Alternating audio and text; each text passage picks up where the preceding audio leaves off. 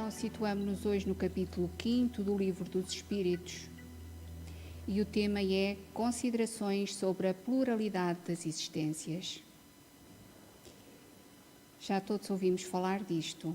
Vidas sucessivas, reencarnação, palingenésia, transmigração, são definições que significam o voltar de novo a outro corpo físico. A alma, depois de permanecer temporariamente em outras dimensões, na erraticidade, nasce de novo na condição humana, trazendo consigo a herança, boa ou má, do seu passado. Reaparece criancinha na cena terrestre para representar um ato novo do drama da sua vida, para pagar dívidas que contraiu, renovar sentimentos, conquistar novas capacidades que lhe hão de facilitar a sua ascensão, acelerando assim a marcha do progresso.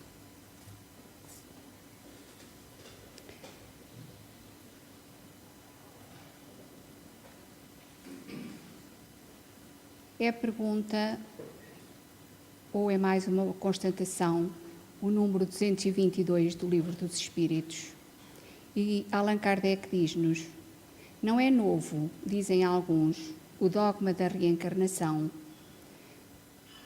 Ressuscitaram-no da doutrina de Pitágoras. Nunca dissemos ser de invenção moderna a doutrina espírita. Constituindo uma lei da natureza, o espiritismo há de ter existido desde a origem dos tempos e sempre nos esforçamos por demonstrar que dele se descobrem sinais na antiguidade mais remota. Pitágoras, como se sabe, não foi o autor do sistema da metempsicose. Ele o colheu dos filósofos indianos e dos egípcios, que o tinham desde tempos imemoriais. Então, metempsicose é a ideia existente ainda entre alguns povos, de que o homem poderá voltar numa outra época, numa outra existência, tomando o corpo, a forma de um animal. É isso que se chama metempsicose. Algo para nós sem lógica e de facto não tem nenhum fundamento. Algo que a doutrina espírita rejeita de forma categórica, mostrando que não há regressão na marcha progressiva das almas. Podemos estacionar, mas não andamos para trás na evolução, no progresso. E continua Allan Kardec. A ideia da transmigração das almas formava, pois, uma crença vulgar, aceite pelos homens mais eminentes. De que modo a adquiriram? Por uma revelação ou por uma intuição? Ignoramo-lo. Seja, porém, como for, o que não padece dúvida é que uma ideia não atravessa séculos e séculos, nem consegue impor-se a inteligências de escola, se não contiver algo de sério. Assim, a antiguidade desta doutrina, em vez de ser uma objeção, seria prova a seu favor. Contudo, entre a metempsicose dos antigos e a moderna doutrina da reencarnação, há, como também se sabe, rotunda diferença, assinalada pelo facto de os espíritos rejeitarem de maneira absoluta a transmigração da alma do homem para os animais e reciprocamente. Portanto, ensinando o dogma da pluralidade das existências corporais, os espíritos renovam uma doutrina que teve origem nas primeiras idades do mundo e que se conservou no íntimo de muitas pessoas até aos nossos dias. Nós sabemos que a codificação da nossa doutrina tem pouco mais de 150 anos. Mas também vemos aqui, como nos diz Allan Kardec, que as reminiscências, a essência dessa mesma doutrina, se perde nos séculos e nos milénios. Simplesmente eles a apresentam de um ponto de vista mais racional, mais de acordo com as leis progressivas da natureza e mais em conformidade com a sabedoria do Criador, despindo-a de todos os acessórios de superstição.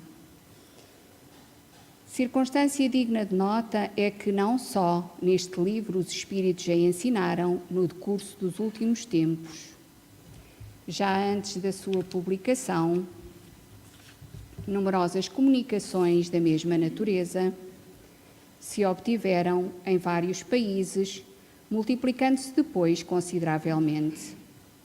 Talvez fosse aqui o caso de examinarmos porque os espíritos não perecem todos de acordo com a mesma questão.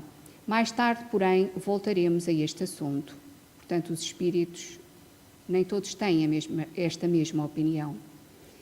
As informações que nos chegam nem sempre são da mesma forma.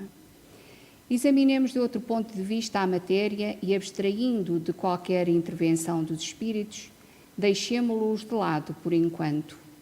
Suponhamos que esta teoria nada tenha a ver com eles. Suponhamos mesmo que jamais se haja cogitado de espíritos. Coloquemo-nos momentaneamente num terreno neutro, admitindo o mesmo grau de probabilidade para ambas as hipóteses, isto é, a da pluralidade e da unicidade das existências corpóreas, e vejamos para que lado a razão e o nosso próprio interesse nos farão pender. Muitos repelem a ideia da reencarnação só pelo motivo de ela não lhes convir. Dizem que uma existência já lhes chega e sobra, e que, portanto, não desejariam recomeçar outra semelhante. De alguns, sabemos que saltam de fúria só com o pensarem que tenham de voltar à Terra. Perguntar-lhe-emos apenas se imaginam que Deus lhes pediu o parecer ou consultou os gostos para regular o universo. Uma de duas: ou a reencarnação existe ou não existe. Se existe, nada importa que os contrarie, terão que a sofrer, sem que para isso lhes peça Deus permissão.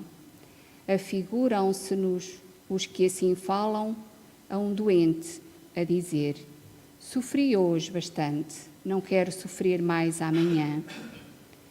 Qualquer que seja o seu mau humor, não terá por isso que sofrer menos no dia seguinte, nem nos que sucederem. Consequentemente, se tiverem que viver de novo, corporalmente, tornarão a viver, reencarnarão. Nada lhes adiantará revelarem-se quais crianças que não querem ir para o colégio ou condenados para a prisão. Passarão pelo que têm de passar. São demasiado pueris semelhantes objeções para serem seriamente examinadas. Diremos, todavia, aos que as formulam que se tranquilizem, que a doutrina espírita, no tocante à reencarnação, não é tão terrível como a julgam, que, se a houvessem estudado a fundo, não se mostrariam tão aterrorizados. Saberiam que deles dependem as condições da nova existência, que será feliz ou desgraçada, conforme o que tiverem feito neste mundo, que desde agora poderão elevar-se tão alto que a recaída no lodaçal não lhes seja mais de temer. Supomos dirigir-nos a pessoas que acreditam num futuro depois da morte e não aos que criam para si a perspectiva do nada.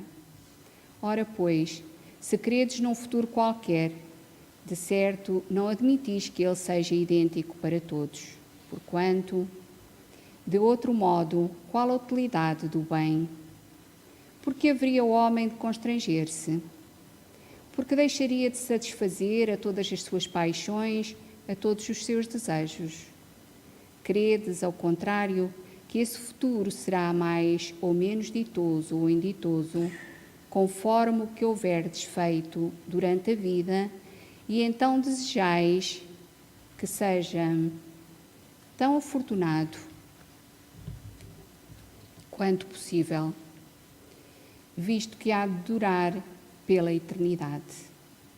Mas, porventura, terias a pretensão de ser dos homens mais perfeitos que hajam existido na terra, com direito a alcançardes de um salto a suprema felicidade dos eleitos? Não.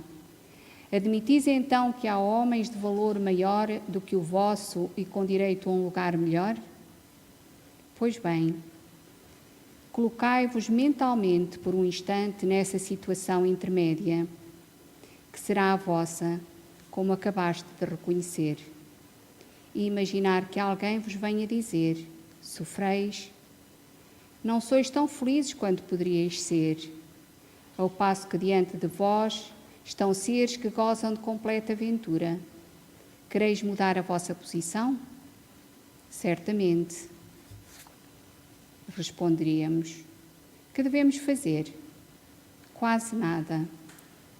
Recomeçar o trabalho mal executado e executá-lo melhor. Hesitarias em aceitar ainda, apesar de muitas existências de provações? Façamos outra comparação mais prosaica. Imaginemos um homem que, sem ter chegado à miséria extrema, sofrendo algumas privações por escassez de recursos, viesse dizer: aqui está uma riqueza imensa de que podes gozar. Para isto só é necessário que trabalhes arduamente durante 1 minuto. Fosse ele o mais preguiçoso da terra, que sem hesitar diria: trabalhemos 1 minuto, 2 minutos, 1 hora, 1 dia, se for preciso. Que importa isso? Desde que me leve a acabar os meus dias na fartura. Ora, o que é a duração da vida corpórea em confronto com a eternidade? Menos de 1 minuto, menos de 1 segundo. Vemos então que a reencarnação é reconhecida desde tempos imemoriais. Sabemos que ela hoje é aceite por quase 2/3 da população mundial e forma, como sabemos, um dos pilares da codificação espírita. É um princípio básico da nossa doutrina. É uma lei irremovível que explica muitos aspectos das desigualdades entre os seres que estagiam hoje na Terra e que nos mostra também, neste ponto, a bondade e a justiça de Deus. Se não nos lembramos das vidas passadas, isso constitui uma bênção de Deus. Mas no fundo da consciência há sempre uma voz que não deixa apagar essa crença de luz, cheia de esperança para todos os corações. No fundo, nós sabemos que há mais qualquer coisa. Sentimos, pressentimos essa crença em nós.